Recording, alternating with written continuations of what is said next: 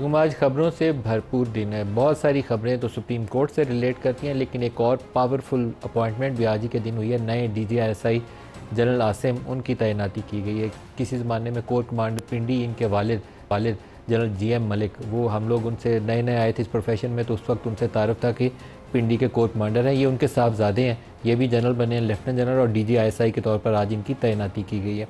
इसके ऊपर प्रोग्राम में आगे चल के बात करेंगे, लेकिन आज सबसे इम्पॉर्टेंट और जो बड़ी खबर है वो सुप्रीम कोर्ट से तफसीली फ़ैसला है पाकिस्तान तहरीक इंसाफ की रिज़र्व सीटों के हवाले से।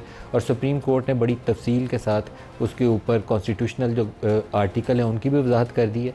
जो इलेक्शन रूल्स के अंदर एक उनका रूल 94 है, उसको आइन से मुतसादिम करार दे दिया, और बाकायदा क्लियर कट इंस्ट्रक्शंस और ऑर्डर्स हैं कि ये सीटें पाकिस्तान तहरीक इंसाफ की हैं, उनका हक़ है, उन्हीं को मिलना चाहिए।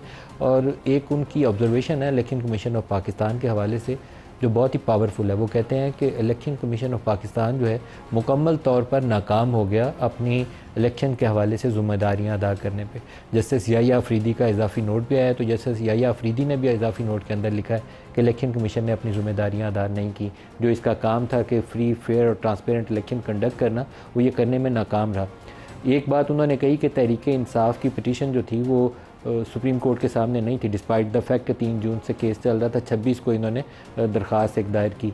लेकिन साथ वो कहते हैं कि सीटें तहरीक इंसाफ की थीं, ये सीटें किसी और की नहीं हैं। और पाकिस्तान तहरीक इंसाफ एक पॉलिटिकल पार्टी के तौर पर एग्जिस्ट करती है, और ये पाकिस्तानी वोटर्स का फंडामेंटल राइट है कि वो किसे मुंतखब करना चाहते हैं। इसके ऊपर कोई भार नहीं है, जजेस ने करार दिया। इसी तरीके से जो सुप्रीम कोर्ट का ऑर्डर था बल्ले का निशान वापस लेने का, उसके ऊपर भी राय दी, और जो 2 जजेस का इख्तलाफी नोट इस तफसीली फ़ैसले से पहले आ गया, तो इस 70 सफ़ात की जजमेंट में पैरा 120 और 121 है, जो उन 2 जजेस के जो ऑब्जर्वेशंस हैं उनको बड़े स्ट्रॉन्ग वर्डिड में उनको डिस्कस करता है, बड़े सख्त अल्फाज का चुनाव किया है उनके उस इख्तलाफी नोट को जो इस तफसीली फ़ैसले से पहले आया। प्रोग्राम में आगे चलेंगे तो उसके ऊपर भी बात करेंगे, लेकिन अभी दिन आगे चल रहा था तो एक और नई डेवलपमेंट हुई है।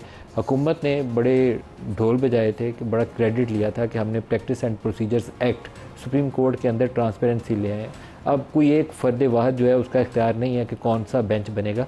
बेंच फिक्सिंग के इल्ज़ामात PMLN से, आई थिंक अगर मैं कोई कोशिश करूं तो मुझे मरियम नवाज़ की हो सकता है स्टेटमेंट्स मिल जाएं बेंच फिक्सिंग के ऊपर।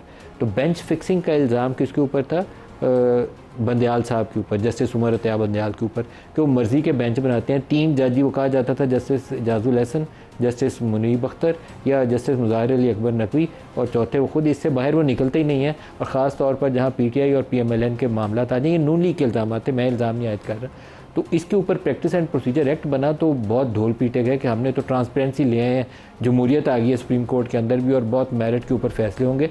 ख़ुद मौजूदा चीफ जस्टिस काजी फ़ायज़ ईसा साहब ने एक बड़ी पोजीशन ली, एक तगड़ी पोजीशन ली, और तब तक ये अपने चैम्बर के अंदर बैठते रहे, कोर्ट प्रोसीडिंग्स का हिस्सा नहीं बने जब तक वो प्रैक्टिस एंड प्रोसीजर्स के हवाले से फ़ैसला नहीं हो जाता। तो वो सारे मामला होने के बाद एक्ट भी बन गया, सुप्रीम कोर्ट ने उसको एक्सेप्ट भी कर लिया।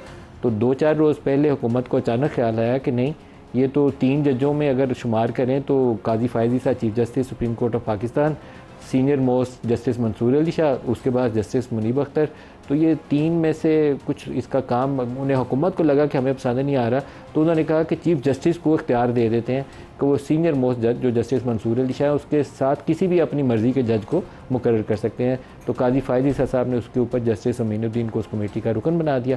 आज जस्टिस मंसूर अली शाह जब उस कमेटी का इजलास हो रहा था तो उसमें शामिल होने से उन्होंने गुरेज़ किया, और उसके बाद एक ख़त लिखा है जिसके अंदर जो उनका चौथा है पैरा, उसके अंदर उन्होंने कहा कि मौजूदा कॉन्स्टिट्यूशनल क्राइसिस के अंदर, ये अल्फाज हैं जस्टिस मंसूर अली शाह के, मौजूदा कॉन्स्टिट्यूशनल क्राइसिस, उन्होंने इसको कॉन्स्टिट्यूशनल क्राइसिस दिया। ये जो सारी अभी अदलिया की, पार्लिमान के और इलेक्शन कमीशन ऑफ पाकिस्तान के मबैन एक किस्म का तनाव चल रहा है, उसको कहा कि मौजूदा कॉन्स्टिट्यूशनल क्राइसिस में ऐसी जल्दी क्या थी कि चीफ जस्टिस ने इधर से एक्ट बना, फौरी तौर पर इधर से ऑर्डिनेंस आया और फौरी तौर पर नई कमेटी तश्कील दे दी।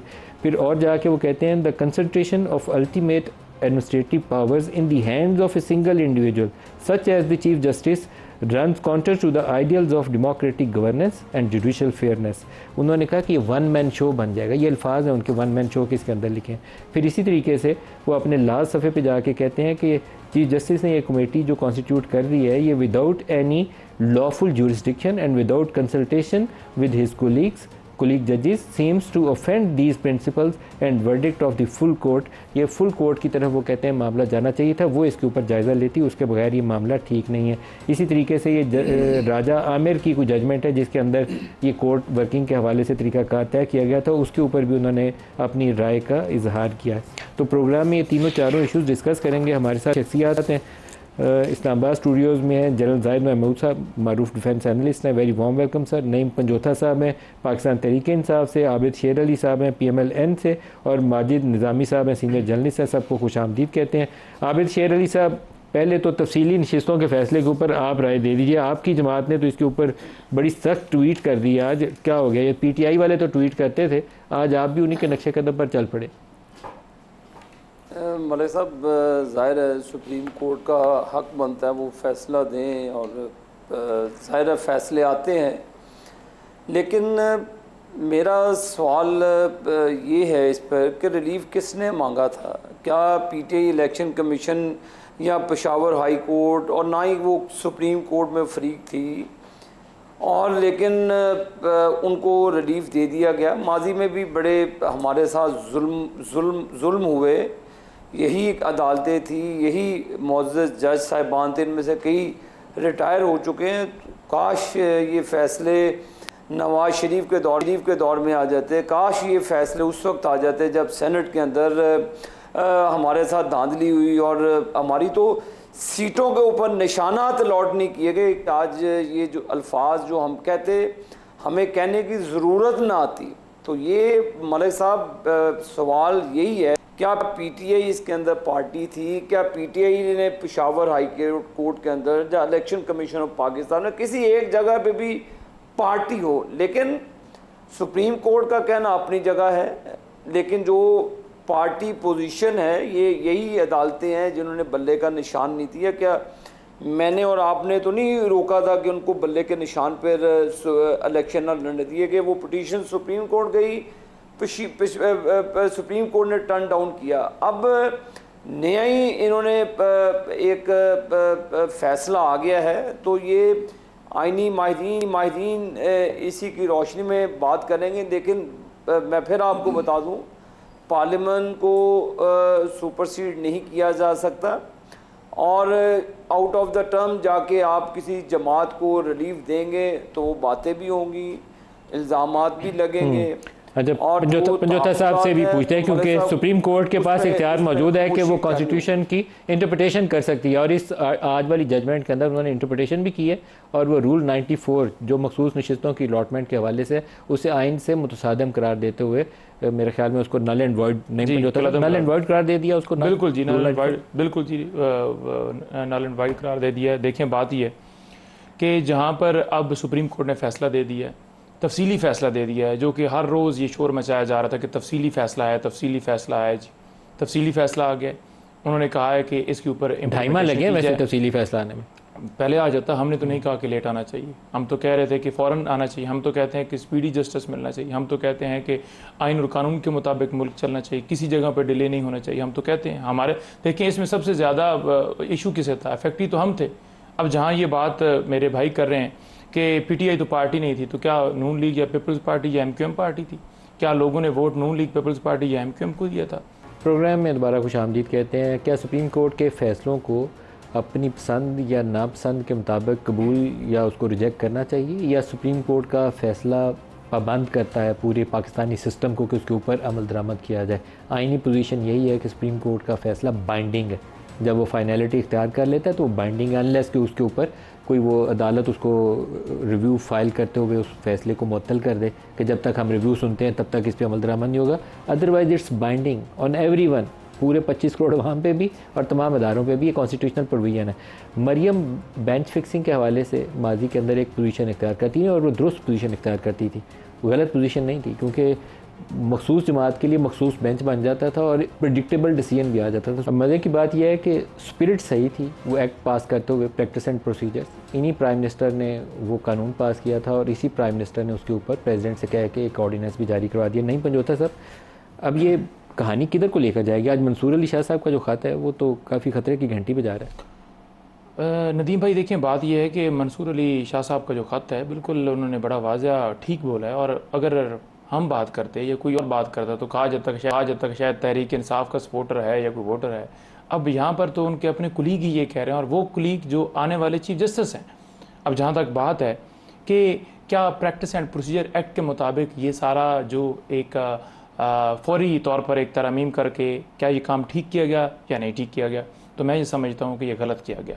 वो कैसे गलत किया गया कि पहले आपके पास 3 हैं जजेस, एक चीफ है और 2 सीनियर जजेस हैं जो कोई भी केस लगाने के हवाले से डिसाइड करते हैं, बेंच तश्कील देते हैं। लेकिन आप ये देख लें कि यहाँ पर काजी फैसल साहब और साथ उनकी मर्ज़ी का एक जो जस्टिस है वो होगा, और फिर तीसरा ये नहीं कि आप चाहते हैं कि जो केसेस आपकी मर्ज़ी के मुताबिक लगने चाहिए वो लग जाएं, और जो आप समझते हैं कि वो नहीं लगने चाहिए वो ना लगें, और जो मर्ज़ी का बेंच बनाना हो वो भी कॉन्स्टिट्यूट हो जाए, और जो मर्ज़ी का ना बनाना हो वो भी उसके ऊपर अमल हो जाए। तो ये वाज़ह नज़र आता है कि सिर्फ़ और सिर्फ एक जो है ना एक जमात को टारगेट और ख़ुद को फ़ायदा या एक पिक एंड चूज़ वाला मामला है। सेकंड बात ये है, एक स्टेटमेंट मैं सुनाना चाहूँगा आपको, नवाज शरीफ साहब की सुप्रीम कोर्ट के फैसलों के हवाले से दिखाएगा जी।